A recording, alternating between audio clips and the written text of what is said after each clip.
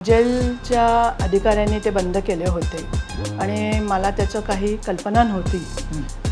त्याच्या आधी जेव्हा आम्ही कोर्टामध्ये जेव्हा त्यांना लाईफ लागली आणि आम्ही त्यांना सांगितलं होतं, मला या घटनेने खूप शिकवलं.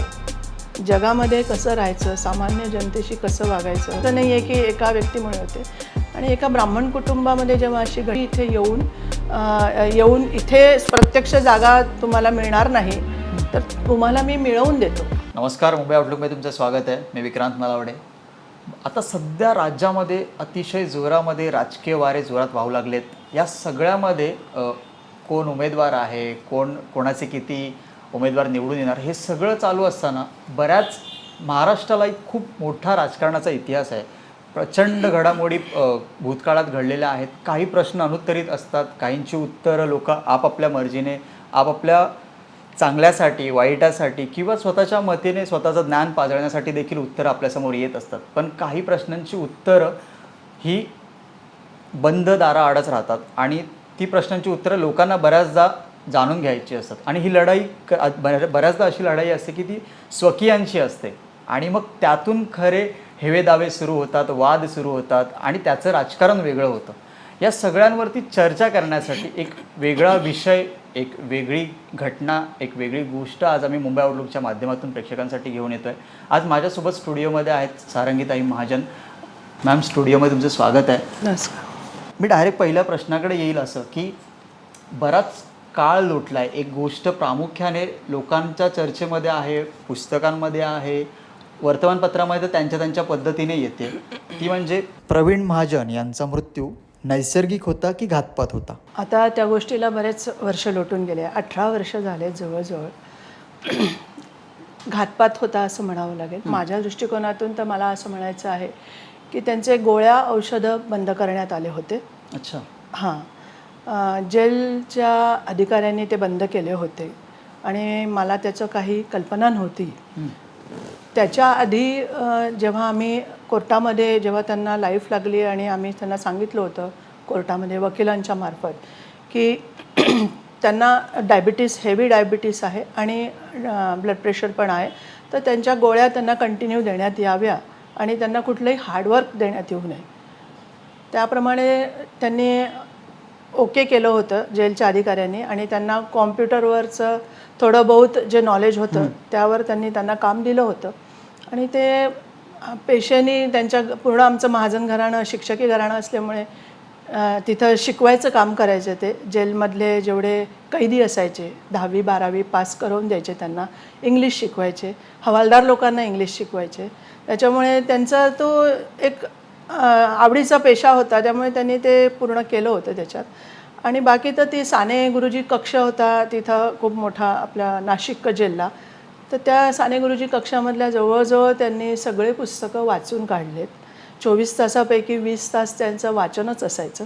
4 तासामध्ये त्यांचं म्हणजे डोक्यात तेच विचार असायचे. जरी 4 तास झोपले तरी पुस्तकावरचं चिंतन, मनन आणि त्याच्यावरचं कोणाशी काही बोलायचे नाही, पण मनातल्या मनात त्यांचं विचार चालू असायचे. घटनेनंतर आजपर्यंत कशा सामोरं गेलात? सगळ्या गोष्टींना, सगळ्या घडामोडींना कशा सामोऱ्या गेला? तर ही घटना तर माझ्यासाठी फार अचानक आलेली होती. म्हणजे 180 डिग्रीमध्ये माझं हे आयुष्य बदललेलं होतं. मी आयुष्यात कधी लोकल बघितली नव्हती, कधी बसमध्ये गेली नव्हती. आज मी पूर्ण डाऊन टू अर्थ आहे. म्हणजे मी बस पण शिकले, लोकल पण शिकले. त्याच्यामुळे मला या घटनेने खूप शिकवलं. जगामध्ये कसं राहायचं, सामान्य जनतेशी कसं वागायचं, कशा पद्धतीने आपण पुढे जायचं, सरकारी दरबारात कसं राहायचं, शासनाचे कर्मचारी, अधिकारी, नेत्या लोकांशी कसा संवाद साधायचा, हे या घटनेतून मी शिकले. मला ह्या घटनेने खूप काही शिकवलं. माझ्या घरात नुकसान जरूर झालं, पण त्यातून मी खूप काही शिकून गेले. कोणाला जबाबदार धरता या घटनेला? या घटनेला जबाबदार नाही, विधिलिखित घटना म्हणावी लागेल. असं जबाबदार तर कोणाला धरताच येणार नाही. ही घटना विधिलिखित असते. मला असं म्हणायचं नाही आहे की एका व्यक्तीमुळे होते. आणि एका ब्राह्मण कुटुंबामध्ये जेव्हा अशी घटना घडते त्यावेळेला मला असं वाटतं की अशा प्रकारच्या ज्या घटना घडतात त्याच्या मागे 12 ते 15 वर्षाच्या वरचा काळ काहीतरी मान अपमानास्पदाच्या गोष्टी झालेल्या असतात, म्हणून अशा घटना घडतात. इथपर्यंत वेळ कोणी घेतली पिस्तूल आणि लावली असं होऊ शकत नाही. आणि जाऊन रोज उठून भांडणं असे होऊ शकत नाही. कुठेतरी याचा मानात खदखद असते आणि ती बाहेर पडते असं मला वाटतं. या सगळ्या प्रकरणानंतर प्रामुख्याने माध्यमांनी जो प्रश्न उपस्थित केलेला तो म्हणजे होता वडिलोपार्जित मालमत्तेसाठी वाद सुरू झाला अशा पद्धतीने रंगवलं जात होतं. त्याबद्दल तुम्ही आपल्या प्रेक्षकांना काय सांगाल की खरं काय आहे याच्या मागचं? त्या प्रवीण महाजनांची जी घटना घडली, प्रमोद महाजन आणि प्रवीण महाजन, हे 3.5 वर्षाचा हा कालावधी होता ज्याच्यात मी पूर्ण बिझी झाले. म्हणजे कोर्ट, कचेरी, जेल ह्या सगळ्या फेऱ्यांमध्ये. त्यानंतर 2006ला जसे प्रमोद महाजन महिनाभरात गेले, 15 दिवसात, त्याच्यानंतर 3 वर्षांनी प्रवीण महाजन गेले 3 मार्च 2010ला. मी पूर्णपणे रिकामी झाले. अचानक एकदा टी व्ही समोर बसल्या बसल्या मला त्यावेळेला स्टार माझाच्या बातमीमध्ये असं कळलं की प्रकाश महाजन बसलेले आहेत उपोषणासाठी उस्मानाबादच्या केसमध्ये आणि त्यांना प्रॉपर्टी उस्मानाबादची हवी आहे, त्यांचा हिस्सा हवा आहे. तर त्यासाठी मला तिथून बऱ्याच पत्रकारांचे, मीडियामधल्या लोकांचे फोन आले की तुमचा पण ताई हिस्सा आहे याच्यामध्ये, ही वडिलोपार्जित प्रॉपर्टी आहे आणि तुम्ही यासाठी लढा. मग त्यावेळेला मी जरा जाऊन चौकशी करायचं ठरवलं आणि जाऊन 2 दिवस थांबून चौकशी करून आले. त्यावेळेला खरोखरच कळलं की माझ्या पण मुलांचा इथे हिस्सा आहे, प्रवीणचा इथे वाटा आहे जागेत. त्यासाठी मला त्यांच्यासारखं उपोषणाला बसता येणार नाही, तर मला कोर्टाची पायरी योग्य राहील असं मला वाटलं आणि मी कोर्ट केस लढली.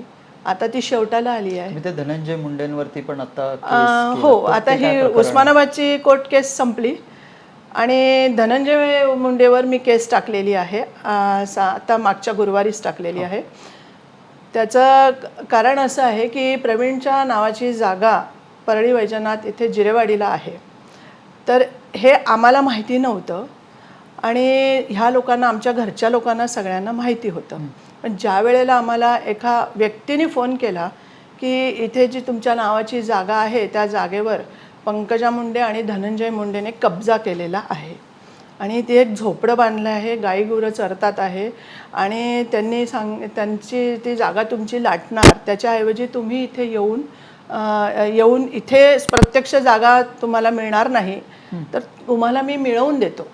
अच्छा, हां, मिळवून देतो ही जागा आणि ह्यासाठी तुम्ही इथं येऊ नका. तुम्ही इथे आलं, त्या बहीण भावंडांना कळलं, कारण ते 2 बहीण भावंड आज एक झाले आहेत. जनतेसमोर ते एक झाले आहेत, महाराष्ट्राच्या राजकारणात एक झालेले आहेत.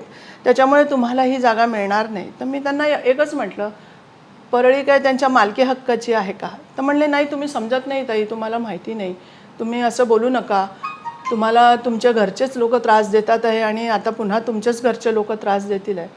तर म्हटलं असं काय झालं? तर मला म्हणले नाही, मी तुम्हाला तुमची जागा मिळवून देतो, त्यामध्ये तुम्ही मला माझा वाटा द्या. म्हटलं ठीक आहे. पण तुम्ही आता जे 2 नावं वापरलात, धनंजय मुंडे आणि पंकजा मुंडे, आता आत्ताच्या घडीला बघायला गेलं तर त्यांचे राजकीय वरदहस्त आहेत, राजकीय पॉवर आहे. ह्या सगळ्याचा कुठे परिणाम या केसच्या संबंधात होऊ शकतो का? होऊ शकतो ना. कशा पद्धतीने? आता बघा, मी जी केस टाकली आहे पंकजा मुंडेपेक्षा धनंजय मुंडेच्या घरातला, त्यांच्या वडिलांचा म्हणजे पंडित अण्णा मुंडेंचा जो नोकर आहे त्यांनी ही माझी जागा घेतलेली आहे. अच्छा, हां, त्याची मध्यस्थी इथे आहे.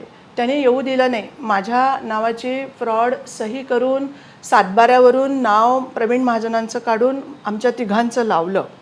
आम्हाला त्याने सांगितलं लिगल हेअर सर्टिफिकेट आणून द्या. आम्ही ते दिलं त्याला, कारण शेवटी त्याला ती जागा द्यायची होती. त्याच्या शासनामध्ये अर्धी जागा आमची गेलेली आहे. गेली जागा 40 गुंठे, पण आम्हाला सांगण्यात आलं 27 गुंठे आणि आम्हाला 27 गुंठ्याचे शासनाकडनं पैसे मिळवून देण्यात आले आणि त्याच्यावर मी ही केस टाकलेली आहे. आणि प्लस आमचे 36च्या वर गुंठे त्यांनी अगदी मातीमोल भावात विकलेले आहेत. माझी 3.5-4 कोटीची जागा त्यांनी फक्त 21 लाखामध्ये माझ्याकडनं धाक दाखवून रजिस्ट्री लावून घेतलेली आहे. कधीची गोष्ट आहे ही? 2022 जूनमधली गोष्ट आहे. त्याने आम्हाला येऊ दिलं नाही, आम्हाला कागदपत्र वाचू दिले नाही. धनंजय मुंडेंनी? धनंजय मुंडेच्या नोकरांनी. म्हणजे तुम्हाला मी सांगते, जर धनंजय मुंडेचा नोकर इतका दहशतवाद दाखवू शकतो त्याच्याच घरातल्या नातेवाईकांना, तर परळीमध्ये काय अवस्था असेल हा तुम्ही विचार करा. प्रत्येकाच्या जागा किती सेफ असतील विचार करा तुम्ही. आज त्यांनी ही पूर्ण जागा माझी मातीमोल भावामध्ये तिसऱ्याच्या नावावर करून दिलेली आहे. आणि इतकेदा मी त्याला बोलते मला येऊ दिलं नाही, शेवटपर्यंत येऊ दिलं नाही. रजिस्ट्रीच्या दिवशी सकाळी बोलवलं आणि दुपारी स्वतः गाडीमध्ये आणून सोडलं मुंबईला. आणि येऊन दुसऱ्या दिवशी सकाळी आमच्याकडनं 1,00,000 रुपये कॅश आत्ता काढून द्या, मी तुम्हाला जागेचा व्यवहार करून दिलेला आहे असं सांगितलं. आणि ह्या सगळ्यामागे मी पूर्णपणे खात्रीने सांगू शकते की ह्यामध्ये धनंजयचा हात आहे.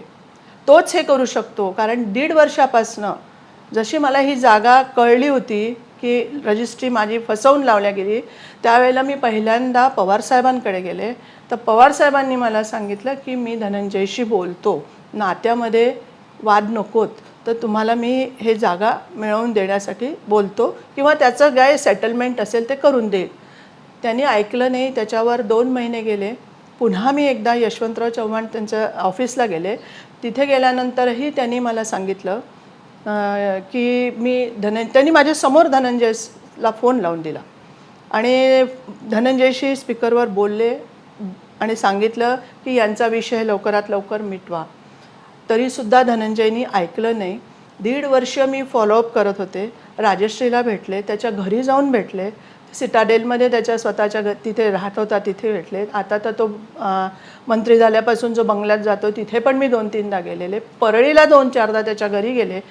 त्याच्या आईला तर माहिती आहे की नाही मला माहीत नाही, पण त्या पण स्वतः म्हणल्या की सगळ्या सोयऱ्यांमध्ये वाद नको, हे जे काही असेल. त्या नोकराला त्या म्हणल्या अरे बाबा आमचे सगळे संबंध खराब होतील, तू असं करू नकोस, हे पण त्यांनी बोललं. ह्या सगळ्या ह्याच्यामध्ये मला एकदा धनंजय माझ्या मुलासमोर म्हणला, मामी तुम्हाला फॉलोअपच केला नाही अजून, इतका निर्लज्जासारखा हा बोलू शकतो याचं मला आश्चर्य वाटतं. तुला 1.5 वर्ष झाले मी म्हणते की तू माझी जागा करून दे. इकडे परळीतले सगळे लोक म्हणतात आहे की रजिस्ट्रारपासून मोठे मोठे पोलीस अधिकारी, शासनातले जेवढे काही तिथे परळीमध्ये आहेत तेवढे सगळे याच्या घरी येतात, घरी रजिस्ट्रार लावतात. मग तुझ्या घरी जर तू इतर जागेच्या रजिस्ट्रार लावतो, कॅन्सल करतो, तर मग माझीसुद्धा कर ना. तर तो मला म्हणतो तू मला अजून फॉलोअपच नाही केला. इतकं निर्लज्जासारखं उत्तर दिलं ना, मला इतका संताप आला होता. पण त्या दिवशी मी इतका कंट्रोल केला. मी म्हटलं नाही, आपल्याला पवारसाहेबांनी सांगितलं आहे, ह्याच्या मागे लागून तुम्ही काम करून घ्या. आणि मला परळीत गेल्यानंतर हा म्हणतो की मामी मी तुझी जागा मिळवून देतो, तू पवारसाहेबांकडे नाही जायचंस. म्हटलं का नाही जायचं? अरे म्हटलं तुझ्या आधी पवारसाहेबांनी मला मदत केली आहे. 16 वर्ष 17 वर्ष या घटनेला घडली आहेत म्हटलं आमच्या घरातल्या, तर माझ्या पाठीशी एकमेव पक्षातला नेता उभा आहे म्हटलं पवारसाहेब. त्यांनी जी काही मदत केली ती आजपर्यंत कुठल्या पक्षाने केली नाही, कुठल्या नातेवाईकाने केली नाही म्हटलं. आणि तू मला म्हटलं तू त्यांच्याकडे जाऊ नको, असं होणार नाही म्हटलं. तुला माझी जागा मिळवून द्यायची आहे, ती मला मिळवून द्यायची, आयदर त्याचा मोबदला मला मिळवून दे. या सगळ्या प्रकरणानंतर असं कधीतरी वाटतं का की एकदम सक्रिय राजकारणात उतरलंच पाहिजे किंवा उतरावं? नाही, मला वाटत नाही. हे अशा पद्धतीने दंडेलशाही आणि दडपशाहीचं राजकारण असेल तर मला असं वाटतं मी माझं समाजकार्य केलेलं केव्हाही चांगलं. कधीही आता ही जी गोष्ट आहे धनंजय मुंडेंच्या विरोधात असेल किंवा आणखी कुठली गोष्ट असेल, कुठल्या राजकीय पक्षाकडनं ती इनकॅश करण्याचा प्रयत्न कधी झाला आहे का, की आमच्या पक्षात या तुम्हाला उमेदवारी देतो त्यांच्या अपोजिट वगैरे, असं कधी झालं विचारणं? सुरुवातीला अगदी म्हणजे जेव्हा ही प्रवीण महाजनांची घटना घडली होती ना, त्यावेळेला सुरुवातीला सगळ्या पक्षांनी मला विचारलं होतं. पण त्यावेळेला माझी ती प्रायोरिटी नव्हती पक्षात जाण्याची. माझी प्रायोरिटी माझे घर, माझे मुलं आणि त्यांना उभं करणं ही होती. त्यामुळे मी त्यावेळेला विचार नाही केला. पण ह्या वेळेला मी म्हटलं होतं की भाजप तर काही मी अपेक्षा करू शकत नाही भाजपकडनं. कारण भाजप हा, मी आजही सगळ्यांसमोर असं सांगेन की भाजप हा महाजन मुंडेंचा प्रायव्हेट पक्ष आहे. त्याच्यामुळे मी ती अपेक्षाच करू शकत नाही की भाजप मला घेईल. दुसरी गोष्ट अशी आहे की विचारधारा माझी मात्र RSSची आहे. त्याच्यामुळे मला असं वाटतं की मी भाजपच्या म्हणजे संघाशी आणि भाजपचे निगडित विचारधारेशी मी त्यांच्यासोबत असावं, त्यांच्यासोबत काम करावं. पण तसं होणार नाही हे मला पूर्ण खात्री आहे. म्हणून मी पवारसाहेबांच्या पक्षात प्रवेश पण केला होता. अच्छा. हां, केला होता. पण मी जसा प्रवेश केला तसं 3 महिन्यात त्यांच्या इंटरनल पक्षामध्ये इतक्या घडामोडी झाल्या की आमचं एकमेकांमध्ये बोलणं आणि म्हणजे आता जेव्हा शरदचंद्र पवार गट जेव्हा स्थापित झाला त्यानंतर तुम्ही प्रवेश केला? त्याच्या आधीच केला होता. आणि 2-4 महिन्यात भेटायला जायचं असं ठरलं होतं. सुप्रियाताईंच्या हस्ते प्रवेश झाला होता माझा. आणि त्यामुळे त्या म्हणल्या पण होत्या की तुम्ही या, आपण मिटिंगला बोलवते, जयंतदादा आले की सांगते वगैरे. पण त्यानंतर लगेच रुपालीताई चाकणकर सोडून गेल्या. मग नंतर बरंच पक्षांमध्ये हे झाले, पक्षातले अंतर्गत नेते पक्ष सोडून गेलेत. त्याच्यानंतर एक मोठं हे 2 पक्षात बदल झाले, म्हणजे अजितदादांनी वेगळं केलं. तर ह्या सगळ्या ह्याच्यामध्ये मी थोडे बॅकफुटला गेले पक्षाच्या दृष्टिकोनातून. मग मी विचार केला नको, त्यांना त्रास नको द्यायला. ऑन पेपर जरी असले तरी मी अजून कुठे पवार कार्यरत साहेबांचं नाही. आणि तुमचं रिलेशन तसं घरचं रिलेशन आहे, चांगलं रिलेशन आहे. हो. मग कुठे चान्सेस आहेत का भविष्यात की पवार साहेबांसोबत त्यांच्या पक्षासोबत काम करण्याचा? हो, करीन मी. मी पवारसाहेब आणि सुप्रियाताई सुळेंसोबत लॉयल आहे आणि त्यांनी मला समोरून बोलवलं तर मी नक्की काम करेन. काय वाटतं, जे प्रकरण आता तुमचं जागेचं प्रकरण चालू आहे, ज्या गोष्टी चालू आहेत, अंतर्गत चालू आहेत, कुठल्या दिशेला जाऊ शकतात त्या अजून? जाऊ शकतात म्हणजे काय, जास्तीत जास्त जीव घेतील माझा, मुलाचा, मुलीचा. धनंजय त्याच्यापेक्षा जास्त काही तो करू शकत नाही. परळीत पाय ठेवू नका म्हणण्याची त्याची हिंमत नाही, कारण परळी काही त्याच्या घरची नाही आहे. त्याच्यामुळे तो तसं बोलू शकत नाही. पण तो जो धाक त्यांनी, ती जी सिच्युएशन निर्माण केली त्या नोकराच्या हस्ते आणि माझ्याकडनं ते करवून घेतलं काम, त्यासाठी मला तो लढा द्यायचा आहे. आणि त्याला माहिती होतं, तो मला 2 वर्ष ढकलत होता. आता 3 वर्ष ह्या जूनमध्ये पूर्ण होतील 2025ला. त्याच्या आत मला केस टाकणं गरजेचं होतं, म्हणून मी परवा जाऊन केस टाकून आलेले. एव्हाना त्यांना नोटिसा मिळाल्या पण असतील. दिवाळीनंतर मी ती केस पूर्ण फॉलो करणार आहे. आणि त्याला जर थोडंसं स्वतःची लाज असेल तर त्यांनी नातेवाईक म्हणून समोरून येऊन काहीतरी त्याच्यामध्ये सेटलमेंट तो करेल, नाही तर केस चालवेल.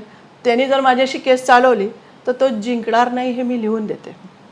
माझ्या शेवटच्या प्रश्नाकडे येतो, ते म्हणजे असं की सक्रिय राजकारणात तुम्ही याल तेव्हा याल, ठीक आहे. आता पण तुमचा एक दुरून अभ्यास तर सुरू असेल, म्हणजे माध्यमांच्या स्वरूपातनं किंवा घरचे काही संबंध आहेत इतर राजकीय लोकांशी वगैरे. त्यानंतर काय वाटतं सध्या महाराष्ट्रातलं राजकीय जे वातावरण आहे त्याच्यावरून तुम्हाला एकंदरीत काय वाटतं?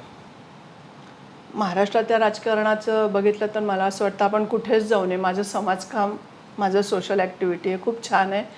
सगळ्या महिलांशी, बाकीच्या इतर समाजातल्या तरुण वर्गाशी माझा संपर्क असतो. जिथे जिथे गावोगावी जाते तिथे तिथे भेट घेत असते. छोटे मोठे, आता सध्या माझ्या संस्थेचे उपक्रम कमी झालेले आहेत माझ्या ह्या केसेसमुळे वगैरे. पण मी राजकारणाच्या बाबतीमध्ये मला फार वीट आला आहे तसं म्हणायचं वेळ, कारण कोणी कुठेही येतं आहे, पक्षात जातं आहे. त्याच्यामुळे मला ते नको वाटतं आहे बघायला. प्रेक्षकांनी मुंबई आउटलुकच्या माध्यमातून कोणाला काही संदेश देऊ इच्छिता किंवा काय इशारा देऊ इच्छिता तुम्ही? नाही, मला म्हणजे कशा बाबतीत म्हणता? एकंदरीत जे काही आपलं प्रकरण चालू आहे त्या बाबतीत तुम्हाला असं काही ठाम सांगावंसं वाटतंय का? मला असं वाटतं माझ्या इतकं सफर कोणी होऊ नये. आणि नातीगोती ह्यालाच म्हणतात की नात्यामध्येच घटना घडतात, बाहेरचे कोणी आपल्याला त्रास देत नाहीत. त्याच्यामुळे नात्यातले संबंध सगळ्यांनी चांगले ठेवावे. आजही माझ्या घरात तुम्ही म्हणत असाल तर आम्हाला असं वाटतं की आमच्या सगळ्या घरचे जे आज दुरावा झालेला आहे, ब्राह्मण कुटुंब आमचं एक विभागलं गेलेलं आहे, 2 भाऊ बहिणी वगैरे, त्यांनी आज जर नुसतं लोकांच्यासाठी समोर आलेत, तोंड देखलं, तरीसुद्धा लोकांना हिंमत होणार नाही की आमच्या विरोधात जायची. अशा कुटुंबातून एकत्रपणा दाखवायला पाहिजे. आम्ही समोरून तयार आहेत, बाकी आमच्या घरचे तयार आहेत की नाही मला माहिती नाही. मला पर्सनली विचारायला आवडेल, तुम्ही आता एक विषय म्हटलं की माझ्या संस्थेच्या माध्यमातून अशी बरीचशी कामं चालू असतात. आम्हाला प्रेक्षकांना विचारायला आवडेल की संस्थेच्या अंतर्गत काय काय कामं होतात आणि ती कशा पद्धतीची असतात? संस्थेचं तर भरपूर कामं करते मी. आता मतदार नोंदणी अभियान प्रचार प्रसार काम पण आमचं असतं. त्याच्यानंतर म्हणजे ते आमचे इलेक्शन कमिशनर ऑफिसर होते नितीन गद्रे, त्यावेळेला त्यांनी मला ते आमच्या संस्थेला दिलं होतं, सारा फाउंडेशनला. त्याच्यानंतर बरेचसे असे आदिवासी महिलांसाठी काम असतं, मुलींच्या शिक्षणाच्या संदर्भात काम असतं, लसीकरणाचं काम असतं आणि डोमेस्टिक व्हायलन्स असतं. हो, केस मी कुठल्याही घेत असते. डोमेस्टिक व्हायलन्सच्या केसेस असतात. कायद्यातून न्याय आणि मार्गदर्शन मिळवून देणे किंवा महिला आयोगाकडनं काहीतरी होत असेल तर बघणे, असे बरेचसे उपक्रम चालत असतात. छोटे मोठे कॅम्प घेत असतो आणि जेवढे गव्हर्नमेंट हॉस्पिटल आहेत त्याच्यामध्ये कोणाला काही मदत लागली तर देतो, ते पण करून देत असतो. धन्यवाद मॅम. मुंबई आउटलुकला तुम्ही वेळ दिलात आणि एक चांगली माहिती पण दिलात आणि नात्यांवरती एक चांगलं भाष्य पण केलात. खूप खूप धन्यवाद.